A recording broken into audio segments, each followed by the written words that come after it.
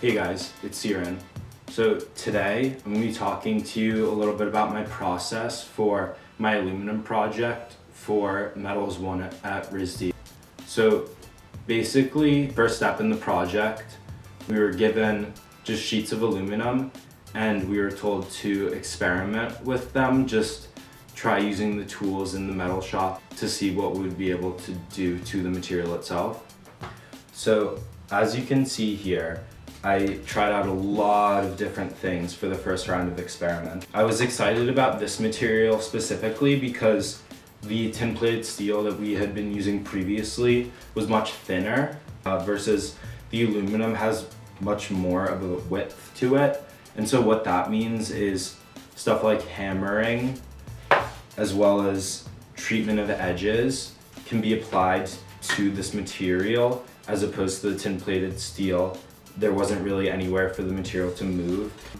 So basically some of the stuff I was working with involving the finger breaks, just bending and then putting it in at angles and flattening, and then again bending at different places. I was also interested in the rollers. I made this Airbnb looking logo using the rollers. I tried out the hydraulic press, which we'd been introduced to with the tin-plated steel, and I was interested to see if, because this is a much thicker metal, if it would take the same way that the steel did. I played a lot with making certain objects with this because I was so excited about the rigidity of this metal and the range of abilities that we're able to do with it. And so I made this ring by using the roller and then hammering together the two ends so that they stay together better. I made this study of a spoon. This time I just took a thin piece of the aluminum and then I hit it a lot of times on the anvil using the holes that are in there to start to curve the shape more. I was also interested in the way that the material reacted based on its thickness. And so for this piece right here, it's very rigid. You can't really bend it too much. It's sort of in place. Versus if the material is a lot thinner, it can easily be bent in and out of shape, which was interesting to me because it shows how a material can change just based on how much of it there is.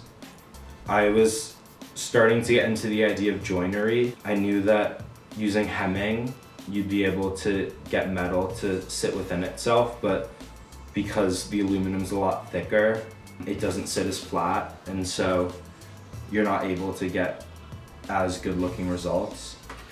And then the last thing I was kind of interested in was seeing how thin I could make the material just through hammering. So I did 2 different studies like that, which are both extremely thin. So because I was so broad with my first round of studies, I really wanted to hone in and sort of really focus on some of the techniques I've been using from that first round of studies and really see how far I could take the material just repeating those elements as well as playing with some new ideas. And so these 2 studies, I used the dual mite bender, which allowed for really interesting controlled curves that succeeded every time versus the rollers. Sometimes the aluminum can get jammed. I also wanted to experiment more with hammering, and so I have this piece that was completely bent that I ended up hammering out and making into a curved shape that I formed around the tip of the anvil. With this piece here, I was attempting to create a closed loop, either through bending it around completely or finger breaking it flat or hammering, or I even tried the spot welder and nothing was really getting this to go completely shut, but it ended up making some really interesting details on the edges.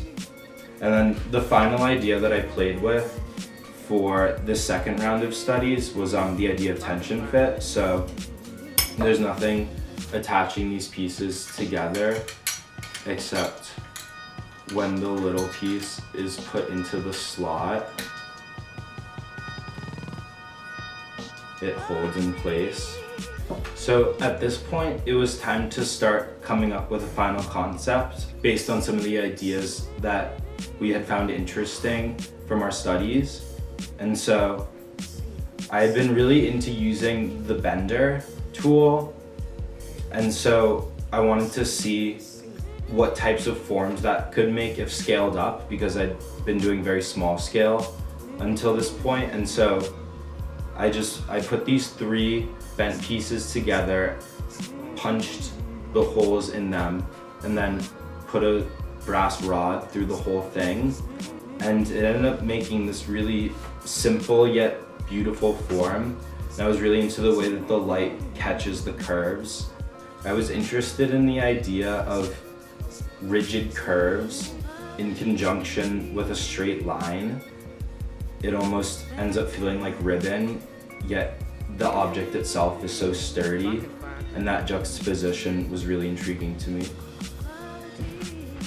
So after talking with my teacher, we had thought that the idea of increasing the number of loops and also incorporating different directions could be a way to add interest to the piece as a whole, since it was extremely simple. And so I started to have him go in not only horizontal but vertical curves.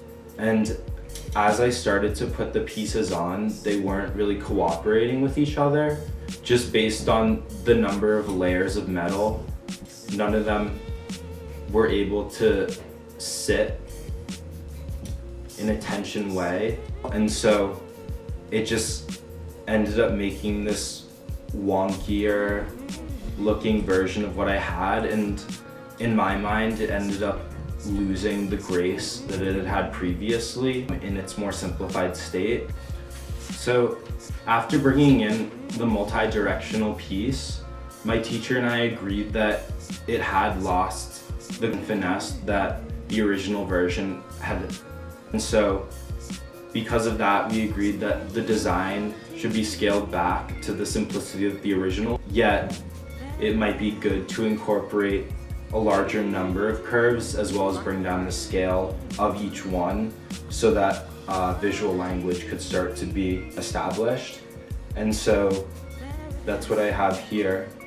One of the challenges that I faced making this design more complicated than ones previously was, in order to satisfy my vision for the design, I needed a 24-inch rod through the middle of the pieces. Yet at the RISD store, they didn't sell that in the brass. And so what I had to do is buy steel wire at a 1/4 inch. And what that meant is, in order to be able to fit the rod through these pieces, I needed to punch it at a 1/4 inch and then drill press each hole with an F-bit in order for the rod to be able to get through and still maintain a tension fit.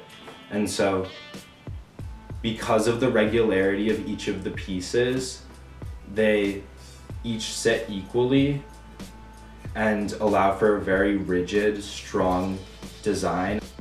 As a whole, I really appreciated the aluminum project because it reinforced the idea of starting from experimentation and continuing with that experimentation to reach a final project.